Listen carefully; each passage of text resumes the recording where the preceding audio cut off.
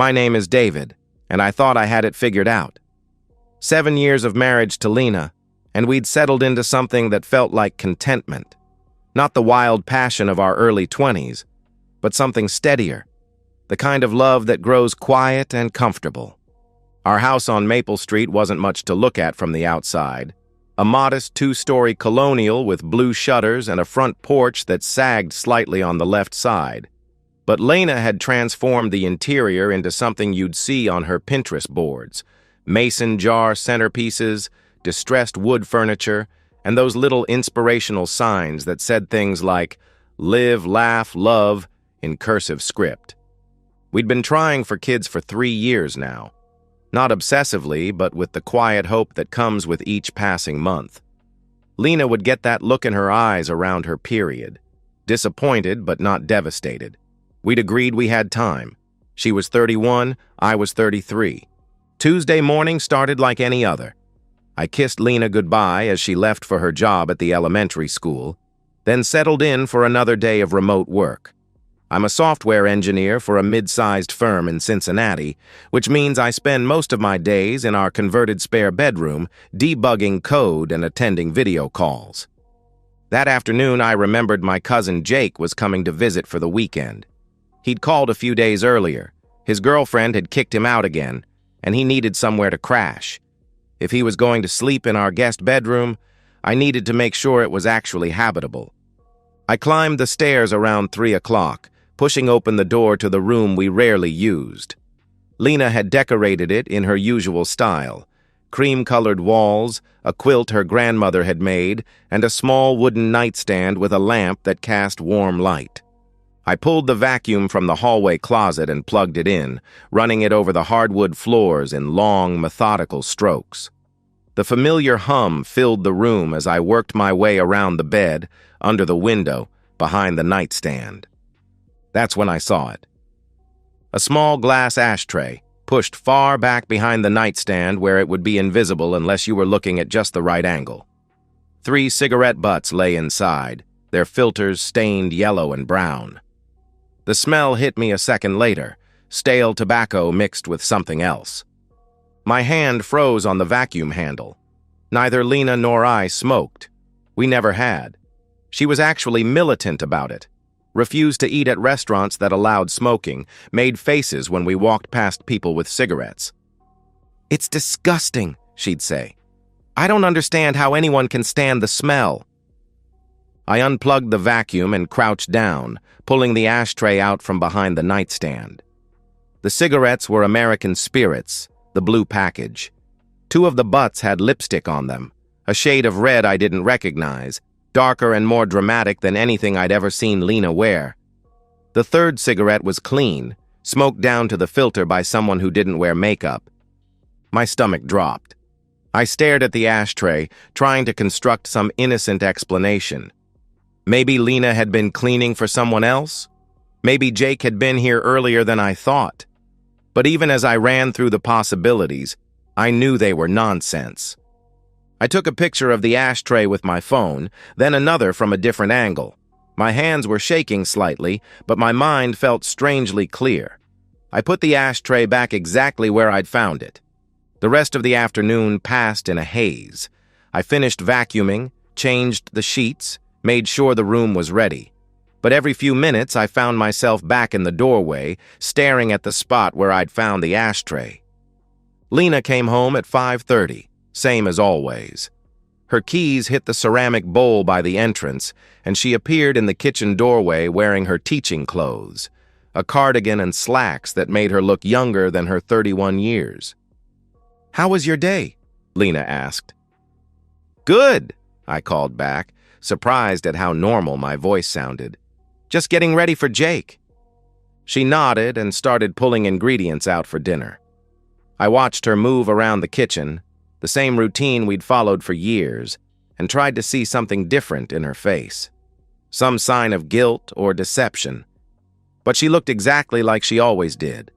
My wife, preparing our evening meal, humming softly under her breath. That night, as she took her shower, I sat on our bed and listened to the water running. In a few minutes, she'd emerge in her terry cloth robe, hair wrapped in a towel, and she'd kiss my cheek before settling in to grade papers. Our routine, our life, our marriage. But now I knew that somewhere in this house, hidden behind furniture in a room we rarely used, was evidence that nothing was what it seemed. The bathroom door opened, and Lena stepped out in a cloud of lavender-scented steam. She smiled at me, the same warm, genuine smile she'd given me for 7 years, and leaned down to kiss my cheek. "I love you," Lena said, just like she did every night. "I love you too," I replied, the words automatic and true and completely insufficient for the moment we were living through. As she settled into bed beside me, I realized that everything had changed, even though she didn't know it yet. The next 3 days were the longest of my life. I went through the motions, work calls, meals, conversations about Jake's visit, but part of my mind was always elsewhere, turning over the possibilities like stones in my hand. I'd found something I wasn't supposed to find. That much was clear. But what I'd found, and what it meant, remained frustratingly unclear. I needed more information, and I needed it without Lena knowing I was looking. Which is why, on Friday morning after she left for work, I did something I never thought I'd do. I cloned her phone. I'm a software engineer, which means I understand technology in ways most people don't. I also understand privacy, trust, and the ethical implications of surveillance. What I was about to do violated every principle I'd ever held about respecting my wife's personal space. But the ashtray had changed the rules of our marriage, even if only one of us knew it yet. The process took exactly 5 minutes. Lena had left her phone charging on the kitchen counter, something she did every morning. I connected it to my laptop, ran a mirroring program I'd downloaded the night before, and synced it to my device. From now on, every text, every call, every app notification she received would appear on my phone as well. My hands were trembling as I disconnected her device and put it back exactly where she'd left it. I felt like a criminal, but also like someone who'd been forced into criminal behavior by circumstances beyond his control. For the first day, nothing happened. Normal texts from her sister about weekend plans, work emails about parent-teacher conferences, a reminder about a dentist appointment. I began to wonder if I was losing my mind, if the cigarette butts had some innocent explanation I hadn't considered. Then on Saturday evening, everything changed. Lena was making her famous baked ziti, the recipe she'd learned from her Italian grandmother, the one she trotted out whenever we had company coming.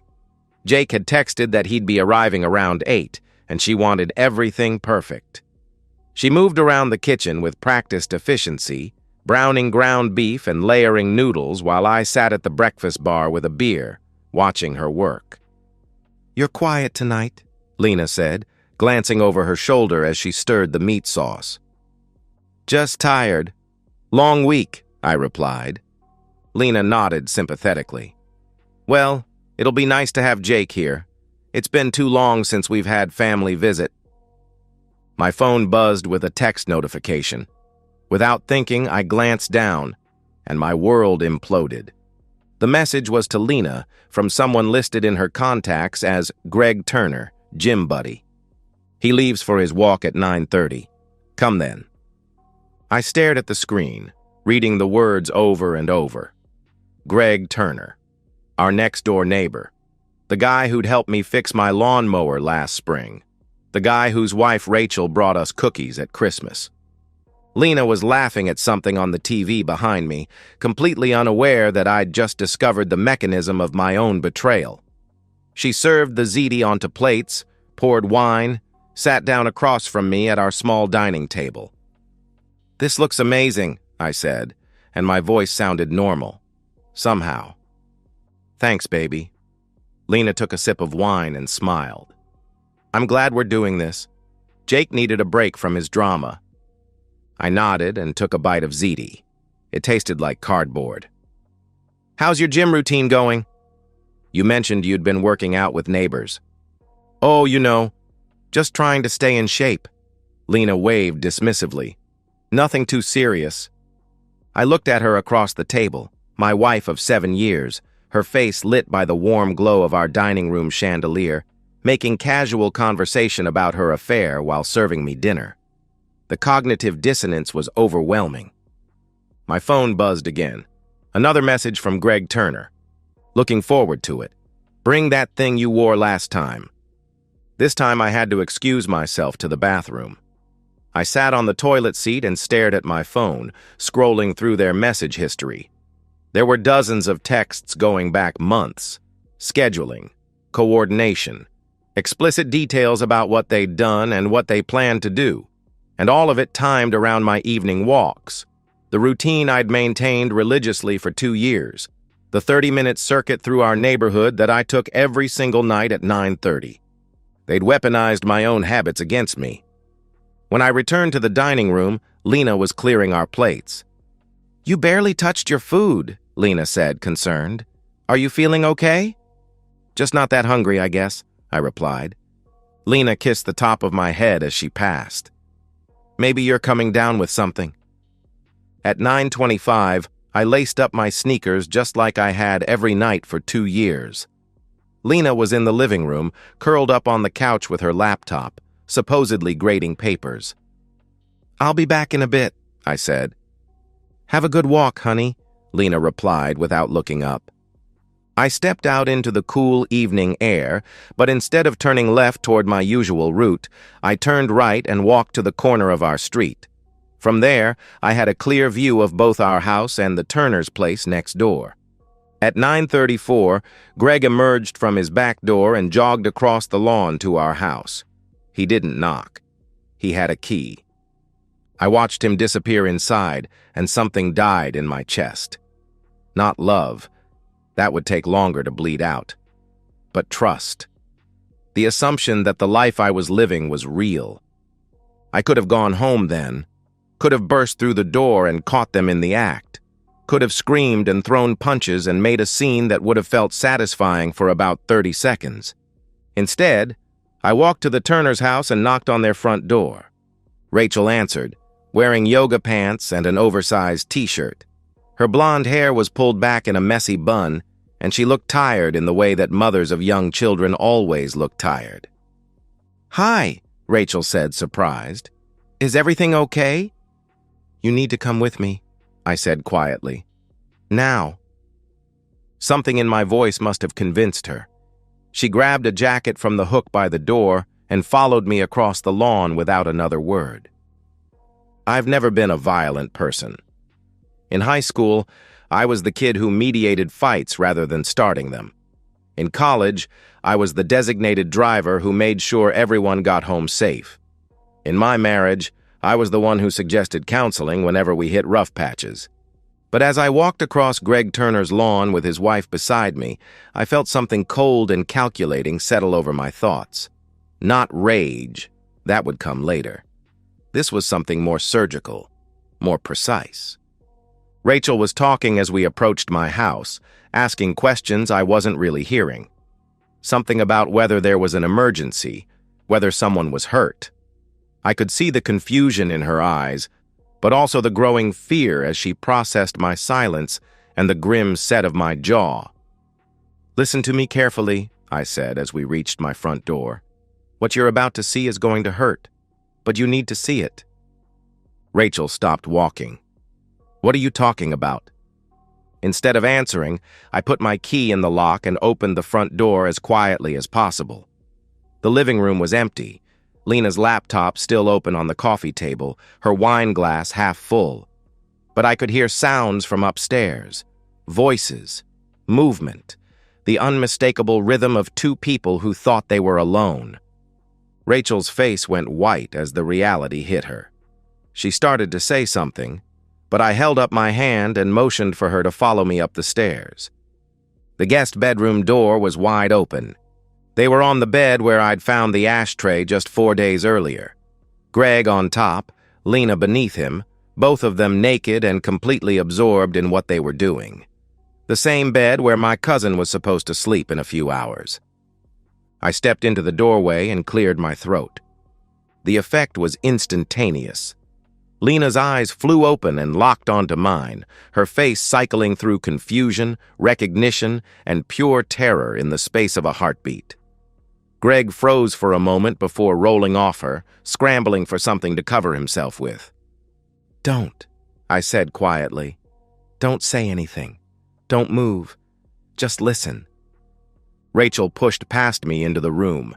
I expected her to scream, to break down, to collapse. Instead, she walked calmly to the side of the bed and slapped Greg so hard he fell off the mattress onto the floor. "How long?" Rachel asked, her voice steady and ice-cold. Neither of them answered. "How long?" she pressed. Lena sat up, clutching a pillow to her chest. "Rachel, I can explain." "6 months," Greg said from the floor. "Maybe 7. Rachel nodded like she was confirming something she'd already known. Then she turned to me. "What do you want to do?" I looked at my wife, who was now crying silently, mascara running down her cheeks. I looked at my neighbor, who was trying to gather his clothes from where they'd been scattered around the room. I thought about 7 years of marriage, about the house we'd built together, about the children we'd planned to have. "Get out," I said. "Both of you. Right now, naked." "Please," Lena whispered. "Let me put on—" "No." The word came out harder than I'd intended. "You want to act like animals? You can leave like animals. Out of my house. Now." Greg opened his mouth to argue, but Rachel cut him off. "Do what he says. You've done enough." They stumbled out of the bedroom, down the stairs, and through the front door. I watched from the living room window as they ran across the lawn to their own house, Greg trying to cover himself while Lena wrapped her arms around her chest. The neighbors weren't out, but Mrs. Henderson across the street was walking her dog.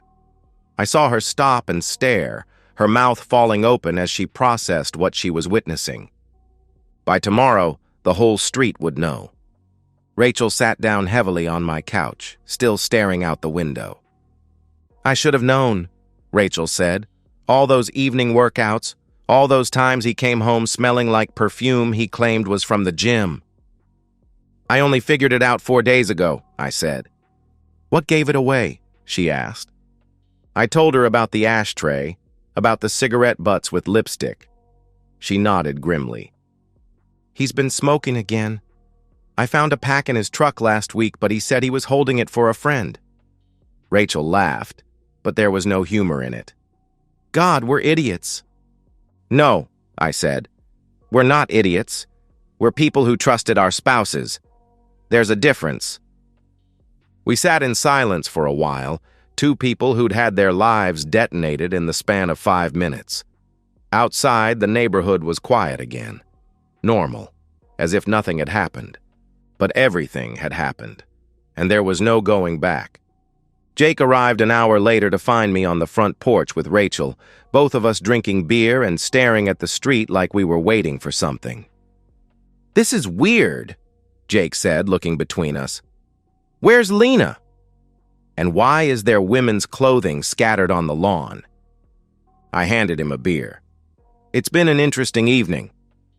Jake looked at the clothes again, then at Rachel, then at me. Understanding dawned on his face.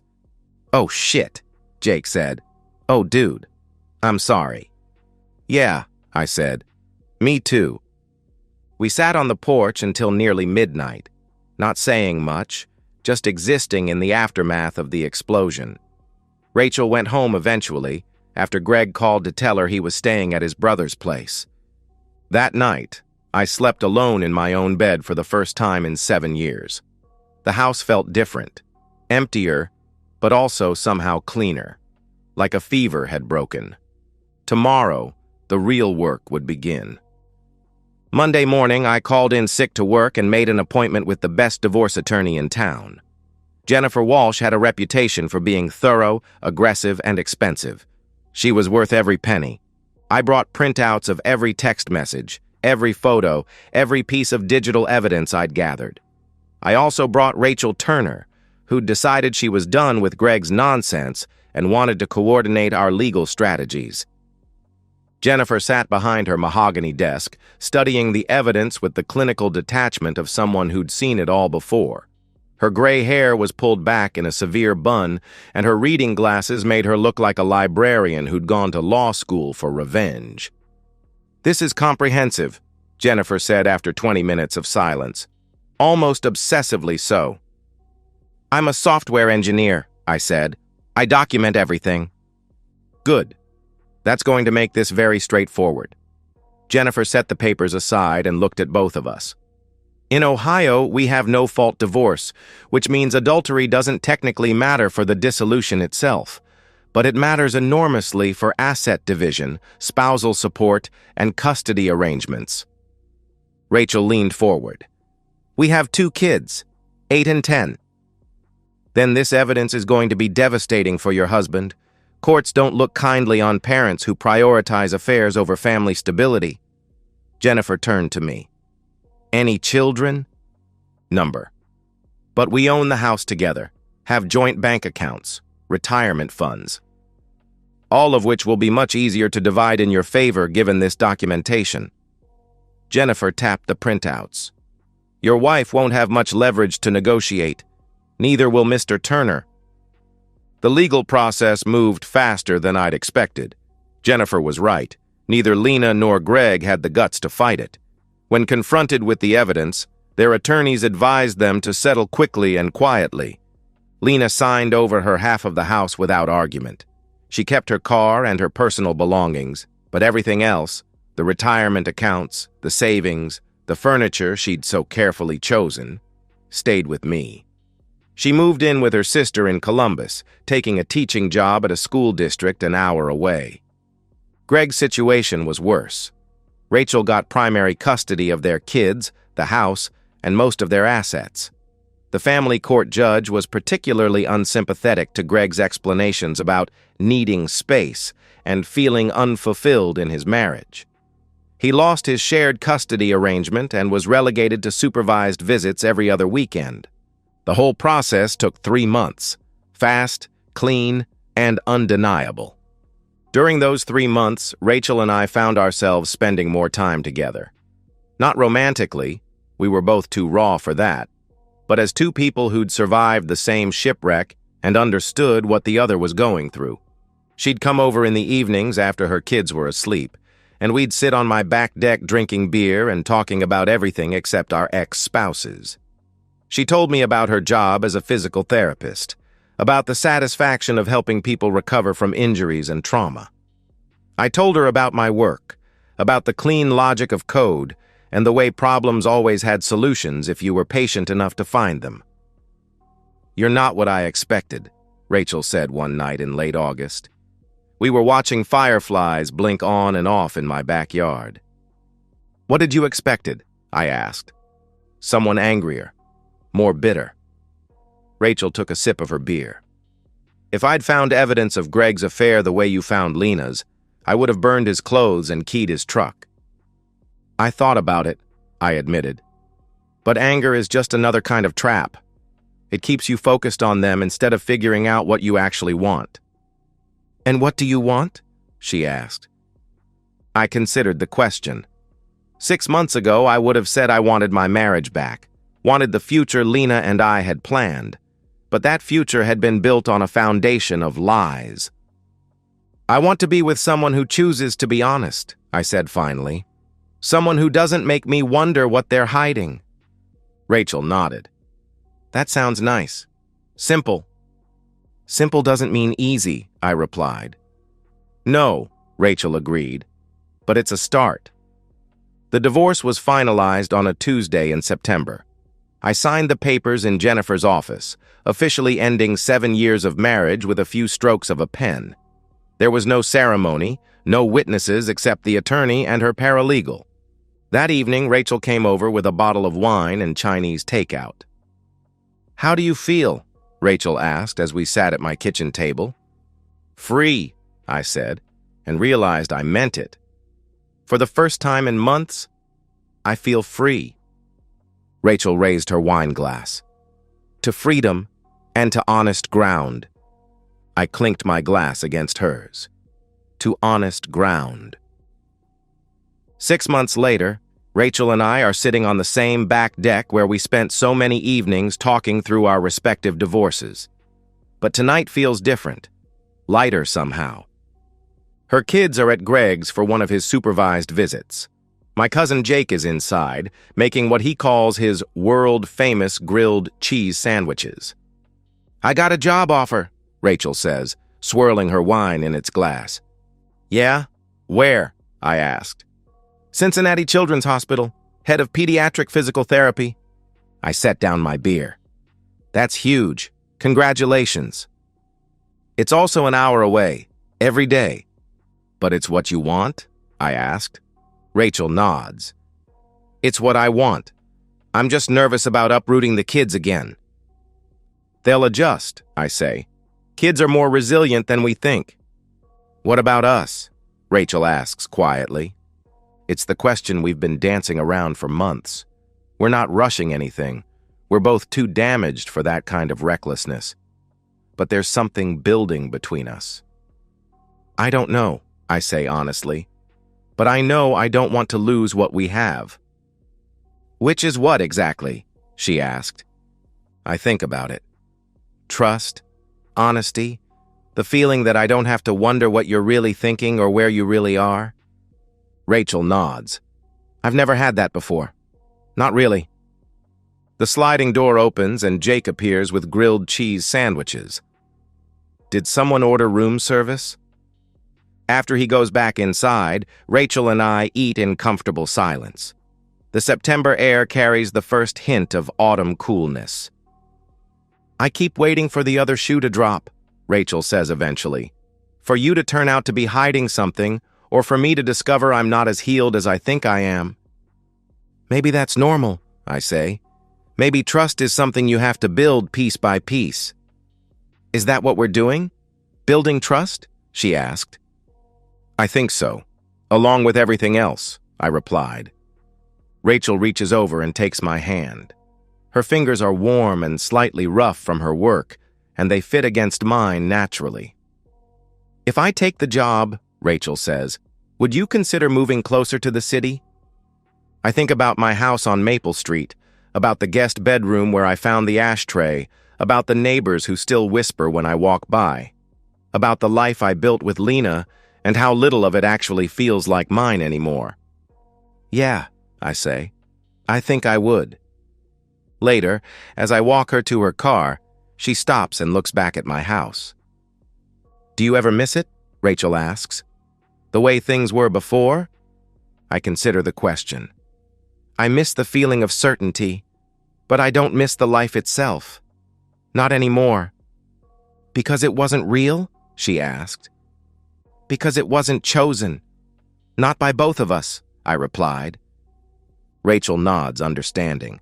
This feels chosen. She kisses me goodnight. Brief, soft, unhurried. Then she drives home to her kids and her life, and I go inside to help Jake with the dishes. As I turn off the lights and head upstairs, I think about Lena and Greg and wonder if they ever think about what they destroyed. Then I realize I don't actually care what they think or feel. Their story is over. Mine is just beginning, and it's being written on honest ground. And so, we've reached the end of today's story. Was it what you expected, or did it take a twist you didn't see coming? I'm curious to hear your thoughts. Share them in the comments below, and let's get a conversation going. If this story kept you hooked, make sure to hit that like button. And if you're new here or just haven't subscribed yet, now's the perfect time to join our community. I bring you fresh, captivating stories every day, so click that subscribe button and turn on notifications so you never miss out. Thanks for watching, and I'll see you in the next one.